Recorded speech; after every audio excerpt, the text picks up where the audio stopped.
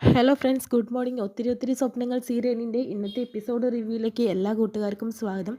ശരത്താണെങ്കിലോ ഓടിപ്പടച്ച് വരികയാണ് ആരതിയുടെ അടുത്തേക്ക്. മറ്റൊന്നുമല്ല, ആകെ മൊത്തം പ്രശ്നത്തിലാണ്. കാരണം പോലീസുകാർ എല്ലാവരെയും ചെക്ക് ചെയ്തുകൊണ്ടേ നടക്കുന്നു. പുറത്തിറങ്ങാൻ പറ്റാത്തൊരവസ്ഥയിലാണ്. ഏത് നിമിഷം വേണമെങ്കിലും നമ്മൾ പിടിക്കപ്പെടാമെന്ന് ആരതിയോട് സംസാരിക്കുന്നുണ്ട് കേട്ടോ. ആ സമയത്ത് ആരതി, ഇനിയിപ്പോൾ നമ്മൾ എന്ത് ചെയ്യും?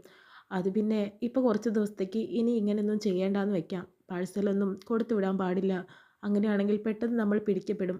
അപ്പോൾ നമ്മുടെ എല്ലാ വരുമാനങ്ങളും നിന്നു പോകുമെന്ന് പറയുന്നു. അങ്ങനെയാണെങ്കിൽ നമ്മൾ ബോസിനോട് എന്ത് പറയും? കാരണം ബോസ് പറഞ്ഞിട്ടില്ലേ, എന്ത് ചെയ്താലും വേണ്ടില്ല, നമുക്ക് പൈസ കൊടുക്കാൻ പറ്റണമെന്ന്. അപ്പം നമ്മൾ എന്ത് പറയും ശരത്തേട്ടാന്ന് പറയുന്നുണ്ട്. അതൊന്നും എനിക്കറിയില്ല, എന്തായാലും ഞാനൊന്ന് ബോസിനെ വിളിച്ച് നോക്കട്ടെ എന്ന് പറഞ്ഞിട്ട് ശരത്ത് വിളിക്കുന്നു. സമയത്ത് ഫോൺ അറ്റൻഡ് ചെയ്യുന്നത് ആ ഒരു കാവേരിയാണ് കേട്ടോ, ബോസിൻ്റെ മാനേജർ. അതിനുശേഷം തന്നെ ബോസ് മീറ്റിങ്ങിലാണ്, ഞാൻ കാവേരിയാണെന്ന് പറയുന്നു. പിന്നെ ഇങ്ങനത്തെ കാര്യങ്ങളൊക്കെയാണ് സംഭവിക്കുന്നത്, ഇപ്പോൾ ഓർഡർ ഒന്നും കൊടുക്കാൻ പറ്റില്ല എന്ന് പറയുന്നുണ്ട്. എന്ത് വന്നാലും നിങ്ങൾ പറഞ്ഞ പണി ചെയ്തോണം, അല്ലെങ്കിൽ ബോസിൻ്റെ സ്വഭാവം നിങ്ങൾക്ക് നന്നായിട്ട് അറിയില്ലേ, എന്താ സംഭവിക്കാൻ പോകുന്നതെന്ന് പറയാൻ പറ്റില്ല എന്ന് അവൾ പറയുന്നുണ്ട്. ഇതും കൂടി കേൾക്കുമ്പോഴത്തേനും പോലീസ് കേസും കാര്യങ്ങളും ഇനി എന്ത് ചെയ്യുമെന്നൊക്കെ ഇങ്ങനെ പറഞ്ഞുകൊണ്ടിരിക്കുന്നുണ്ട്. അഞ്ചു വരുന്നുണ്ട്. എന്താ നിങ്ങൾ നല്ല ഡീറ്റെയിൽ ആയിട്ട് സംസാരിക്കുന്നത്? എന്താ പോലീസ് പൈസ അങ്ങനത്തെ കാര്യങ്ങളൊക്കെ സംസാരിക്കുന്നു?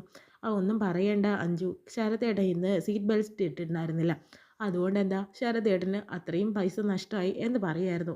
ചെറിയൊരു മണ്ടത്തരം കാരണം എത്ര പൈസയെ കൊണ്ട് കളയാമെന്നറിയോ, ഇടയ്ക്കിടയ്ക്ക് ഇങ്ങനെയൊക്കെ സംഭവിക്കുമെന്ന് പറയുന്നു. അതിപ്പോൾ പറഞ്ഞിട്ട് കാര്യമില്ല, ചിലപ്പോൾ നമ്മൾ മറന്നു പോകില്ല ശരത്തേട്ടാ, അതുകൊണ്ടാണെന്ന് അഞ്ചു. അതിനുശേഷം തന്നെ ചേച്ചി കിച്ചൺ ഒഴിവുണ്ടോ ഇപ്പോൾ എന്ന് ചോദിക്കുന്നുണ്ട്. ഉണ്ടല്ലോ, എന്തെങ്കിലും കുക്ക് ചെയ്യാനാണെങ്കിൽ ചെയ്തോളാൻ പറയുന്നുണ്ട്. അങ്ങനെ അഞ്ചു തിരിച്ചു പോന്നു. പിന്നീടാണെങ്കിലോ നിരഞ്ജനയും നമ്മൾ വിവേകും കൂടി സംസാരിക്കുന്നതായിട്ട് കാണിക്കുന്നുണ്ട്. ആ സമയത്ത് എന്താ നീ എന്നെ കാണണമെന്ന് പറഞ്ഞത്? പിന്നെ ആ ഒരു ശ്രീനാഥിനെ കുറിച്ചാണ്, അവൻ എങ്ങനെയെങ്കിലും കണ്ടെത്താനായിട്ട് നീ എന്നെ സഹായിക്കണം നിരഞ്ജന എന്ന് പറയുന്നുണ്ട്. അയാളുടെ നമ്പർ കയ്യിലുണ്ടോ എന്ന് ചോദിക്കുന്നുണ്ട്. നമ്പറുണ്ട്, ഉണ്ടെങ്കിൽ ഞാൻ അവനെ തപ്പിപ്പിടിച്ച് തരാം. അതെങ്ങനെ? അത് സൈബർ സെല്ലിലേക്ക് കൊടുക്കാം, എന്നിട്ട് അവനോട് അവൻ്റെ ലൊക്കേഷൻ കണ്ടുപിടിക്കാം, എന്നിട്ട് ഞാൻ തന്നെ പോയിട്ട് അവൻ എങ്ങോട്ട് കൂട്ടിക്കൊണ്ട് വരാമെന്ന് പറയുന്നുണ്ട്. മര്യാദയ്ക്ക് അവൻ വന്നിട്ടില്ലെങ്കിൽ പോലീസ് മുറയെടുക്കേണ്ടി വരുമെന്ന് പറയുന്നു. എന്തായാലും ശ്രീനാഥ് എത്തിയിട്ടുണ്ടെങ്കിൽ, ആ ഒരു സൗണ്ട് കേട്ടിട്ടുണ്ടെങ്കിൽ ചിലപ്പോൾ വർഷയ്ക്ക് ചെറിയൊരു മാറ്റം സംഭവിച്ചാലോ, അതാണ് ഞങ്ങളുടെ ആഗ്രഹം എന്ന രീതിയിൽ പറയുന്നുണ്ട്. നീ ടെൻഷൻ അടിക്കേണ്ട വിവേക്, ഞാനുണ്ടല്ലോ, ഞാൻ പറഞ്ഞിട്ടുണ്ടെങ്കിൽ ഞാൻ വാക്ക് പാലിക്കും. എത്രയും പെട്ടെന്ന് ആ നമ്പർ ഇങ്ങെത്താ, എന്നിട്ട് ഞാൻ നോക്കട്ടെ അയാളുടെ ലൊക്കേഷൻ എവിടെയാണെന്ന്. അങ്ങനെ നിരഞ്ജനയുടെ വാക്ക് കേട്ടിട്ട് പോവാണ് കേട്ടോ. പിന്നീടാണെങ്കിലോ നമ്മുടെ ശിവ വരുന്നുണ്ട്. ശിവ കുറച്ച് ജേർണലിസ്റ്റ് ആണല്ലോ, അതുകൊണ്ട് തന്നെ കുറച്ച് അന്വേഷണത്തിലാണ്. വർഷയ്ക്ക് ഇതെന്ത് സംഭവിച്ചു അങ്ങനത്തെ കാര്യങ്ങളൊക്കെ ഒന്ന് അന്വേഷിക്കാൻ ഇറങ്ങുകയാണ്. ആ സമയത്ത് ആ ഡയറിയിലുള്ള കാര്യങ്ങളും കൂടി ഇൻകം ചെയ്തിട്ടാണ് കേട്ടോ ഇങ്ങനെ അന്വേഷിക്കാനായിട്ട് ഇറങ്ങുന്നത്. ആ സമയത്താണ് ഇവൾ കുറച്ച് മുന്നേ ഫുഡീസിയിൽ കമ്പനിയിൽ ജോലി ചെയ്തിട്ടുണ്ടായിരുന്നല്ലോ, ആ സമയത്ത് കുറച്ച് മയക്കുമരുന്ന് വിൽപ്പനക്കാരെയും കാര്യങ്ങളൊക്കെ ഇവൾ കണ്ടെത്താൻ ആയിട്ടുണ്ട്. അന്ന് പോലീസിലേക്ക് ആ വിവരം ഇവൾ അറിയിച്ചിട്ടുമുണ്ടെന്ന് പറയുന്നു. അതുകൊണ്ടാണ് അവൾക്കൊരു ഭീഷണി എന്ന രീതിയിൽ ഇവരുണ്ടെന്ന് പറയുന്നു. ഇവളൊന്നും നമ്മളോട് ഒരു കാര്യങ്ങളും പറഞ്ഞിട്ടില്ലല്ലോ ശിവ എന്ന് പറയുന്നുണ്ട് അഭി. അതാണ് ഇവൾക്ക് പറ്റിയ മിസ്റ്റേക്ക്. കാരണം നമ്മളോട് ഒന്നും പറഞ്ഞില്ല, ഇവൾക്ക് സ്വന്തം അത് ചെയ്യാമെന്ന് വിചാരിച്ചിട്ട് പാവം മുന്നിട്ട് ഇറങ്ങിയതാണെന്ന് ശിവൻ പറയുന്നുണ്ട് കേട്ടോ. ഇനി നമ്മൾ എന്ത് ചെയ്യും? ഇപ്പോൾ അവരൊക്കെ എന്തായാലും ജയിലിലല്ലേ എന്ന് പറയുന്നുണ്ട്. കുറച്ച് പേര് ജയിലാണ്, ബാക്കിയുള്ള പരോളിന് ഇറങ്ങുക എന്തൊക്കെ ഇറങ്ങിയിട്ട് പുറത്തുണ്ട്. കുറച്ച് പേരൊക്കെ ഡീറ്റെയിൽസ് പോലീസിൻ്റെ അടുത്തുണ്ട്, പക്ഷേ ചിലരുടെ ഡീറ്റെയിൽസ് പുറത്തില്ല എന്ന് പറയുന്നു. അതിൽ പെട്ടതായിരിക്കാം കേട്ടോ ശരത്തും മാരുതിയും അങ്ങനത്തെ ആൾക്കാരൊക്കെ. അതിനുശേഷം തന്നെ ഇനിയിപ്പോൾ എന്താ ചെയ്യേണ്ടത്? അതിനെക്കുറിച്ച് ഡീറ്റെയിൽ ആയിട്ട് അന്വേഷിക്കണം. ഇവൾ എന്തൊക്കെയാണ് തലയിൽ വെച്ചുകൊണ്ടിരിക്കുന്നത്? അപ്പോൾ ആ ആക്സിഡൻറ്റ് അത് അത് ശരിക്കും നടന്നതാണോ അതോ എന്താണെന്നറിയില്ല, അതൊന്നും അന്വേഷിക്കണം എന്നൊക്കെ പറഞ്ഞ് ശിവ നിൽക്കുന്നുണ്ട്. ശിവയ്ക്ക് നല്ല സംശയമുണ്ട് കേട്ടോ എല്ലാ കാര്യം കൊണ്ടും. ആ സമയത്ത് വിവേക് അങ്ങോട്ട് വരുന്നുണ്ട്. എന്താ നിങ്ങൾ എല്ലാം സംസാരിക്കുന്നത്, എന്തോ അന്വേഷണത്തെക്കുറിച്ചൊക്കെ? അന്ന് നമ്മുടെ വർഷ ഒരു മയക്കുമരുന്നിൻ്റെ കാര്യങ്ങൾ പറഞ്ഞിട്ടുണ്ടായിരുന്നു. വർഷ എന്ന പെൺകുട്ടിയാണ് പോലീസിൽ അത് ഇൻഫോം ചെയ്തതെന്ന് അവർ പറയുന്നുണ്ട് എന്നൊക്കെ പറയുന്നു. ആ സമയത്ത് വിവേകിന് പിന്നെയും കുറച്ച് സംശയങ്ങളൊക്കെ കുടുങ്ങുകയാണ്. കാരണം നിരഞ്ജനയും ആ പേരല്ലേ പറഞ്ഞത്, ഫുഡീസിൽ ഏതൊരു കുട്ടി ഞങ്ങൾ ഇൻഫോം ചെയ്തതാണെന്ന രീതിയിലൊക്കെ പറഞ്ഞിട്ടുണ്ടായിരുന്നല്ലോ, അതിന് വർഷയായിരിക്കുമോ? ആക്സിഡൻറ്റ് മനഃപൂർവ്വമായിരിക്കുമോ? അങ്ങനെയൊക്കെ ചിന്തിച്ചുകൊണ്ടിരിക്കുകയാണ്. എന്തായാലും അതിനെക്കുറിച്ച് ഡീറ്റെയിൽ ആയിട്ടൊന്ന് അന്വേഷിക്കട്ടെ എന്ന് ശിവ പറയുന്നുണ്ട്. ആ സമയത്ത് എന്തായി ശ്രീയേട്ടനെ കുറിച്ചെന്ന് അഞ്ച് ചോദിക്കുന്ന സമയത്ത് ശ്രീനാഥ് എവിടെയാണെന്നുള്ള ലൊക്കേഷൻ കിട്ടിയിട്ടുണ്ട്, നിരഞ്ജന എനിക്ക് അയച്ചു തന്നിട്ടുണ്ട്, ഞാനിപ്പോൾ തന്നെ അങ്ങോട്ട് പോവാണ്. ശിവയാണെങ്കിലും ഞാനും വരാം വിവേക് എന്ന് പറയുന്നു. വേണ്ട, ശിവ എന്തായാലും ആ ഡീറ്റെയിൽസൊക്കെ എടുത്ത് വയ്ക്കാമെന്ന് പറയുന്നുണ്ട്, നമുക്ക് നിരഞ്ജനയ്ക്ക് കൊടുക്കാമെന്ന് പറയുന്നു. എന്നാൽ പിന്നെ അങ്ങനെ ആവട്ടെ. അങ്ങനെ നമ്മുടെ വിവേക് ശ്രീനാഥിനെ അന്വേഷിച്ച് ഇറങ്ങുന്നു. രണ്ട് പേരോട് ചോദിക്കുന്ന സമയത്ത് പെട്ടെന്ന് ആ വെള്ളം അടിച്ച് നടക്കുന്ന പയ്യനാണല്ലോ, അവൻ ഫുൾ ടൈം വെള്ളമടി തന്നെയാണ്, ആ ഒരു ലോഡ്ജിലുണ്ടാവുമെന്ന് പറയുന്നു. ആ സമയത്ത് വിവേക് ആ ലോഡ്ജിലെത്തുന്നു. അങ്ങനെ അവിടെ ഒരാളോട് ചോദിക്കുന്ന സമയത്ത് അയാൾ ആ ലോഡ്ജിൻ്റെ പുറകുവശത്തും ഉണ്ടാവും, വെള്ളം അടിച്ചിട്ട് ഇരിക്കുന്നുണ്ടാവും എന്ന് പറയുന്നുണ്ട്. ആ സമയത്ത് അവിടെയും ചെന്ന് നോക്കുന്ന സമയത്ത് ഫുൾ ഫിറ്റായിട്ട് ഇരിക്കുകയാണ് കേട്ടോ ശ്രീനാഥ്, കുടിച്ചുകൊണ്ടേ ഇരിക്കുന്നു. അപ്പോൾ ശ്രീനാഥ്, നീ എന്തിനാ ഇങ്ങോട്ട് വന്നത് എന്ന് ചോദിക്കുന്നുണ്ട് വിവേകിനോട്. ശ്രീനാഥ്, എന്തീ കാണിക്കുന്നതെന്ന് പറയുന്നു. നീ എന്നെക്കുറിച്ച് ചിന്തിക്കേണ്ട, എനിക്ക് കുറച്ച് കാര്യങ്ങൾ സംസാരിക്കാനുണ്ട് ശ്രീ. കാരണം നമ്മുടെ വർഷയെക്കുറിച്ചാണ്. അവൾ നിൻ്റെ പേരാണ് പറഞ്ഞത്, നീ എന്ന് വരണം എൻ്റെ കൂടെ. അവളോട് സംസാരിച്ചാൽ അവിടെ ഏതോ അബോധാവസ്ഥയിൽ നിൻ്റെ പേര് തന്നെ പറഞ്ഞുകൊണ്ടിരിക്കുന്നത്.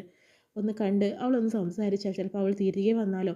ഞാൻ എൻ്റെ വർഷയുടെ അടുത്തേക്ക് വരാൻ നിൻ്റെ അനുവാദം എനിക്ക് വേണ്ട, ഞാൻ എപ്പോൾ വേണമെങ്കിലും വരും, അതിന് നിൻ്റെ ഔദാര്യമൊന്നും വേണ്ട എന്ന് പറയുന്നു. വേണ്ട, പക്ഷേ അവളൊന്ന് സംസാരിച്ച് കാണാനാണ്, നീ ഒന്ന് വരണമെന്ന് ശ്രീനാഥിനോട് പറയുന്നു. നീ എൻ്റെ വർഷയെക്കുറിച്ച് സംസാരിക്കാനായോടെന്ന് പറഞ്ഞിട്ട് അങ്ങോട്ടും ഇങ്ങോട്ടും അടി കൂടുന്നു കേട്ടോ. ആ സമയത്ത് വിവേകിനെ പിടിച്ച് തള്ളുന്നുണ്ട് കേട്ടോ ശ്രീനാഥ്. പക്ഷേ അവിടെ ഒരു കമ്പിൽ ശ്രീനാഥ് പെട്ടെന്ന് തലയിടിക്കാനായിട്ട് പോകുന്ന സമയത്ത് രക്ഷകനെ പോലെ തന്നെ ശ്രീനാഥ് അവനെ പിടിക്കുന്നുണ്ട് കേട്ടോ. അപ്പോൾ ശ്രീനാഥിൻ്റെ മനസ്സിൽ ഇപ്പോൾ ഇവരോടൊക്കെ ഇഷ്ടമൊക്കെ ഉണ്ട്, പക്ഷേ എന്ത് ചെയ്യാനാണ്, വർഷയോടുള്ള സ്നേഹത്തിൻ്റെ ഇതിലാണ് വിവേകിനെ പോലും വെറുത്ത് പോകുന്നത്. അതിനുശേഷം തന്നെ നീ എന്തിനാ എന്നെ പിടിച്ചു മാറ്റിയെന്ന് വിവേക് ചോദിക്കുമ്പോൾ അത് പിന്നെ ഒന്നുമില്ല എന്ന് പറയുന്നു. ഈ എന്നെ പിടിച്ചു മാറ്റിയില്ല ഈ കൈകൾ, അതുപോലത്തെ ഒരു കൈകൾ വർഷയുടെ പുറകിലും വേണം, അവളെയും പിടിച്ചു മാറ്റണം, അവളുടെ ഈ അവസ്ഥയിൽ നിന്ന് അവൾ കരകയറ്റി കൊണ്ടുവരണം എന്ന് പറയുന്നു കേട്ടോ. ഞാൻ എന്തായാലും എപ്പോൾ വരാമെന്ന് തീരുമാനിക്കുന്നുണ്ട്. ആ സമയത്ത് എന്നാൽ എൻ്റെ കൂടെ വായോ എന്ന് പറയുന്നു. ഇല്ല, നിൻ്റെ കൂടെ ഞാൻ വരില്ല, പക്ഷേ ഞാൻ വന്നോളാം, എൻ്റെ വർഷയെ കാണാൻ ആകുമ്പോൾ ഞാൻ അങ്ങോട്ട് വന്നോളാം എന്ന് പറയുന്നുണ്ട്. പിന്നെ ഒരു നിബന്ധനയുണ്ട്, ഞാൻ വർഷയെ കാണാനായിട്ട് വരുന്ന സമയത്ത് നീ അവിടെ ഉണ്ടാവരുതെന്ന് വിവേകിനോട് പറയുന്നു കേട്ടോ. ഇത് കേൾക്കുന്ന വിവേകിന് വളരെയധികം വിഷമാവുന്നുണ്ടെങ്കിൽ പോലും വിവേക് പറയുന്നുണ്ട് വർഷയുടെ ഒരു നല്ല കാര്യത്തിന് വേണ്ടിയിട്ട് തന്നെയാണ്, അതുകൊണ്ട് തന്നെ ഞാൻ അവിടെ ഉണ്ടാവില്ല എന്നും വിവേക് വിഷമത്തോടുകൂടി പറഞ്ഞിട്ട് വിവേക് അങ്ങ് പോകുന്നു കേട്ടോ. അതിനുശേഷം വീണ്ടും തന്നെ ശ്രീനാഥിൻ്റെ കാര്യങ്ങളൊക്കെ പറയാനായിട്ട് വിവേക് വീട്ടിലേക്ക് വരുന്നുണ്ട്. അങ്ങനെ ശ്രീനാഥിനെ കണ്ടു. എന്തായാലും എത്രയും പെട്ടെന്ന് തന്നെ ശ്രീനാഥ് ഇങ്ങോട്ട് വരും എന്നൊക്കെ തന്നെയാണ് പറയുന്നത് എന്നൊക്കെ പറയുന്നു.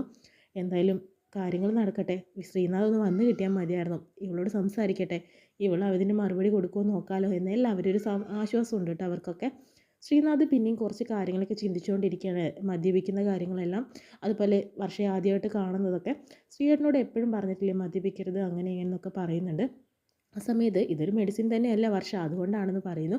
ശ്രീയേട്ടൻ എപ്പോഴും ഇങ്ങനെ പറഞ്ഞ് അത് ഒഴിഞ്ഞു വിടാനൊന്നും നോക്കണ്ട, എനിക്ക് മനസ്സിലായി എന്നൊക്കെ പറഞ്ഞിട്ട് അത് കുപ്പിയും ഗ്ലാസ്സൊക്കെ കാണുന്ന ശ്രീനാഥ്, ഇനി ഞാൻ ഒരിക്കലും മദ്യപിക്കില്ല, എൻ്റെ വർഷയ്ക്ക് വാക്ക് കൊടുത്താണെന്ന് പറഞ്ഞിട്ട് അത് കെറിഞ്ഞ് പൊട്ടിക്കുന്നു.